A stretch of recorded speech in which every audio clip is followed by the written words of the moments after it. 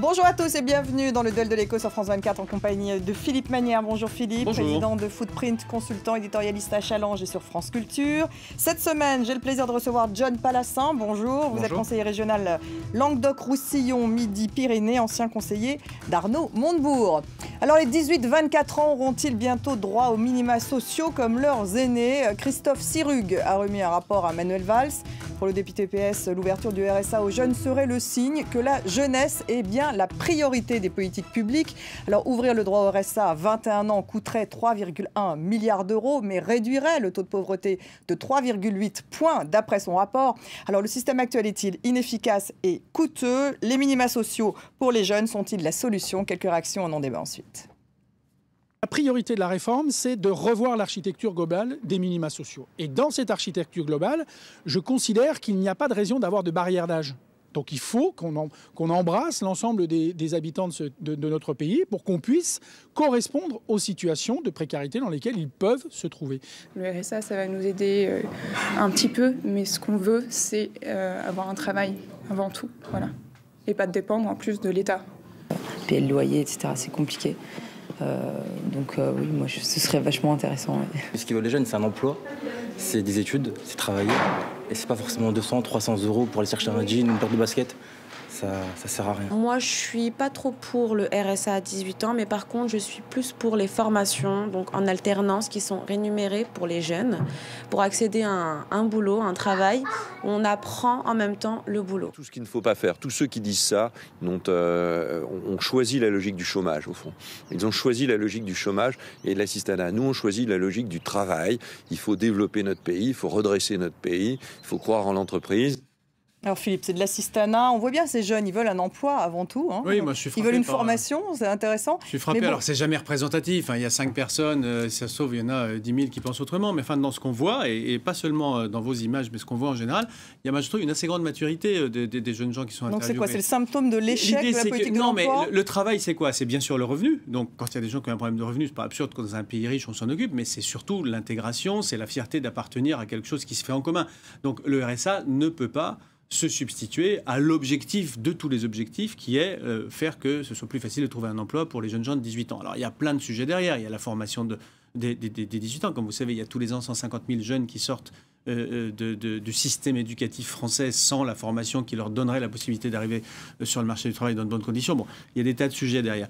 Moi ce que je crois c'est que là derrière, il y a pas seulement le problème du RSA pour les jeunes, il y a surtout la question de qu'est-ce qu'on fait avec ces 9, 10, 12 aides qui sont des acronymes fous, qui sont distribués les uns par les CAF, les autres par les départements, les autres par l'État. Donc il faudrait simplifier. C'est vraiment intelligent, c'est une bonne chose de remettre tout ça à plat. Et puis derrière, il y a une deuxième question qu'il faut poser, c'est est-ce qu'on veut des allocations sous condition ou est-ce qu'on veut une allocation universelle qui soit versée à tous ?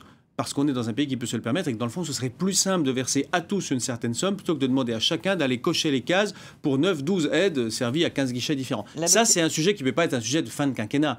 Mais si on pouvait, que ce soit la gauche ou la droite, on s'en fiche, mettre ce sujet sur la table en 2017... De l'allocation universelle. John Palassin, ça permettrait effectivement de lutter contre la pauvreté des jeunes, qui a augmenté lorsqu'on regarde les chiffres. Taux de pauvreté des 18-29 ans est de 18,6% en 2013 contre 12,3% pour l'ensemble de la population et qui a augmenté ces dernières années. Oui, non, c'est vrai que dans vos images, vous montrez des jeunes. Je pense qu'il n'y en a sans doute aucun qui serait éligible au RSA. C'est-à-dire qu'il y a un peu un angle mort quand on parle de ces sujets. D'ailleurs, le sujet n'est pas l'emploi, le sujet, c'est la pauvreté. Et cette pauvreté, c'est un angle mort. Il y a beaucoup de jeunes qui sont pauvres, que la jeunesse est un moment qui est un moment de fragilité, difficile, et que cet argent qui est versé, c'est aussi parfois donner une capacité à ces jeunes de se mettre en situation de trouver un emploi. Donc ce n'est pas de l'assistanat. C'est pas de l'assistanat. Il y a un minimum vieillesse. C'est de l'assistance. Il y a un minimum jeune, exactement. Et c'est pas un sujet d'emploi. Le gouvernement prend des mesures pour la formation par ailleurs. C'est une mesure de lutte contre la pauvreté. Vous regardez, vous avez cité les chiffres. Partout, dans beaucoup de pays, le taux de pauvreté augmente. Et c'est quelque chose dont on parle peu. Et là, le gouvernement, il en fait une priorité. Lutter contre la pauvreté, on ne veut pas se retrouver... Est-ce que c'est le symptôme tout de même de l'échec de la politique de l'emploi ? Pour les jeunes.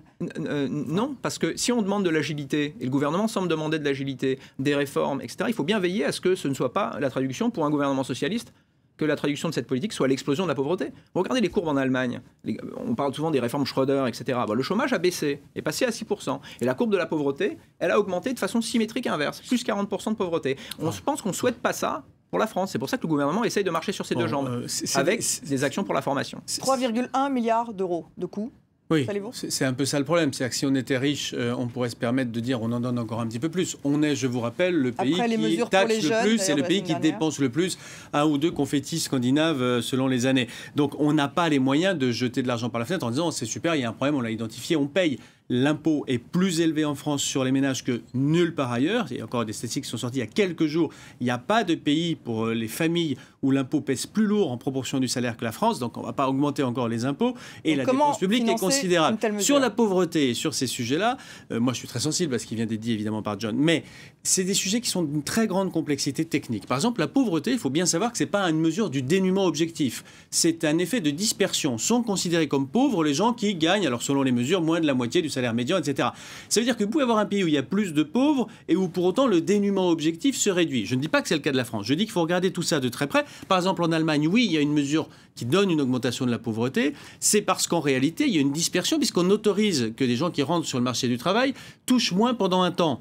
Donc forcément, ces gens-là accroissent techniquement la mesure de la pauvreté. Si ces gens-là sont dans ces rémunérations-là pendant seulement 1 mois, 3 mois, 6 mois, 1 an, et qu'ensuite ils rejoignent la cohorte des gens convenablement rémunérés, c'est gagnant-gagnant, parce qu'ils ont gagné un peu moins au début, mais ils ont un boulot, ils sont rentrés dans le truc. Donc la mobilité doit être combinée avec la mesure de la pauvreté. Il faut bien savoir de quoi on parle. Je ne dis pas que je vais tout vous dire en quelques minutes, parce que ce serait une folie. C'est des sujets très complexes. Il faut la financer, donc, cette mesure, d'après vous, John Palassin. Il faut trouver un moyen de la financer. Comment ? Écoutez, je vais faire une réponse un peu habituelle, mais on trouve de l'argent pour financer beaucoup de choses pour des montants plus importants. Quoi ? Je pense que on a les milliards pour les entreprises. La compétitivité a un pendant qui est la protection et la lutte contre la pauvreté. Oui, mais on peut pas dépenser le même argent 2 fois. Non, mais il a fait beaucoup d'économies. Je veux dire, aucun gouvernement n'a fait d'efforts sur les finances publiques comme celui-ci l'a fait. Aucun. Alors là, aucun. Donc il faut lâcher un peu ça se discute. Mais bon. sur la dépense publique.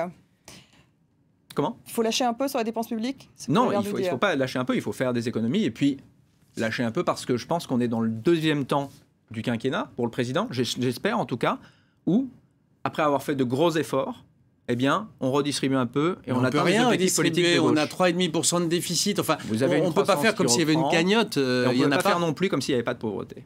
Non, évidemment, mais il faut financer. La question, elle est toujours la même. Comment on trouve l'argent ? Parce que moi, donner de l'argent, je trouve ça délicieux. Je suis prêt à en donner à tout le monde, à condition qu'on l'ait. Vous savez, les 100 000 décrocheurs dont vous avez parlé par an, je pense qu'ils coûtent beaucoup plus cher si on les laisse seuls, sans aide, que si on les protège un peu. Oui, mais c'est ça eux veut qui dire bénéficieront de du la RSA formation, et qui seront sur un meilleur chemin de l'emploi. Avec de la formation pour qu'ils trouvent un emploi, c'est tout de même... c'est une autre politique. Mais derrière, il faut peut-être basculer sur une allocation universelle et cesser le cumul d'allocations sous conditions qui sont très difficiles. Et même les pauvres ne peuvent pas y rentrer parce que c'est trop compliqué. D'ailleurs, c'est d'abord une nouveau grand débat, l'allocation universelle. Et on passe justement à l'État stratège en parlant de dépenses publiques. L'État peut être aussi actionnaire. C'est évidemment le cas pour EDF qui va voir se tenir un conseil d'administration dans 3 jours. L'objectif, c'est de restructurer le bilan de la société. L'État détient 85% de l'électricien.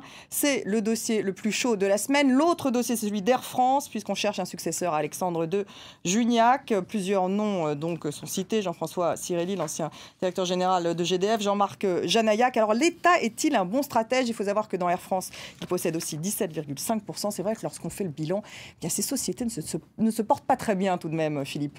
Alors, ça dépend. Il y a des sociétés qui sont contrôlées par l'État et qui se portent bien. Il y en a qui souffrent. Il y en a qui souffrent pour des raisons cycliques, mais aussi parce que la gestion de l'État est toujours schizophrène. On ne peut pas être actionnaire, régulateur, en quelque sorte dans la nécessité d'envoyer des signaux politiques et faire tout ça bien.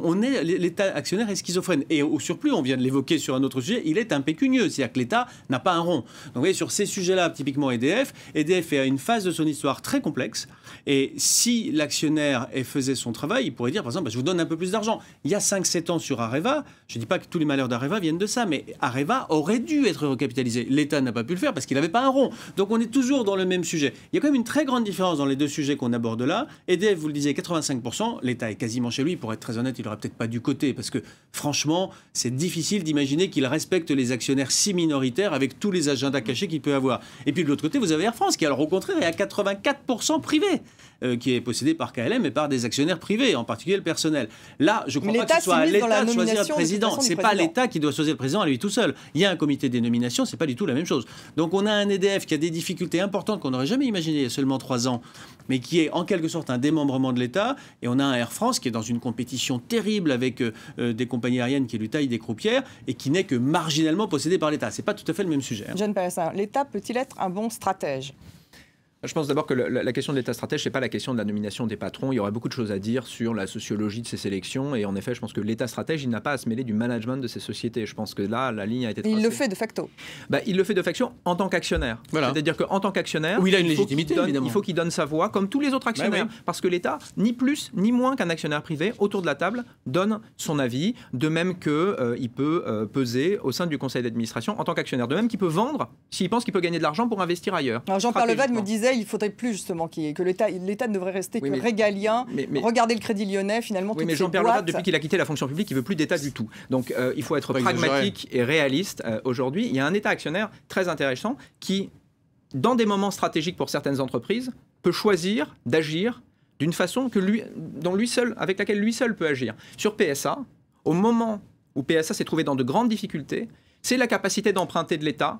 C'est ses choix d'alliance, c'est la capacité à aller chercher un patron pour redresser PSA qui a permis le succès qu'on connaît aujourd'hui. Donc il y a aussi de bons moments où l'État stratège peut, par un geste concerté, intelligent, sauver un pan de l'économie. C'est ce que disait Jean-Pierre Levade, le contrôle. Qui contrôle l'État ? Le problème que Jean-Pierre Levade, dans son livre, qu'il faut absolument lire, qui est formidable, que le problème qui montre bien, c'est que malheureusement, très souvent, vous avez, alors au Crédit Lyonnais c'est caricatural, un haut fonctionnaire qui, en quelque sorte, est censé être contrôlé par ses anciens collaborateurs ou par des gens qui lui doivent le respect parce qu'il a tous les quartiers de noblesse. Et donc, à l'arrivée, vous avez un contrôle qui est ineffectif, c'est vrai. Et ça, Merci à tous les deux. Je suis désolée, il faut terminer cette émission. Merci à tous les deux, merci à vous de nous avoir suivis. Restez avec nous sur France 24.